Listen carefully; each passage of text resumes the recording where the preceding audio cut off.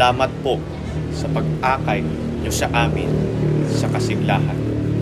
Salamat po sa pakikinig sa mga pangangailangan ng mga deaf. Salamat po sa pag-abot sa aming mga kamay. Ramdam po namin ang inyong pag-ibig at walang humpay na malasakit. Para kami ay masinop sa kahalalang tinanggap.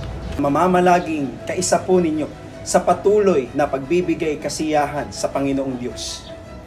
Mula po sa Christian Society for the Deaf ng amin pong distrito, kami po ay malugod na bumabati sa amin pong pinakamamahal na tagapamahalang pangkalahatan, ang kapatid na Eduardo V. Manalo ng Maligayang Kaarawan po, mahal na mahal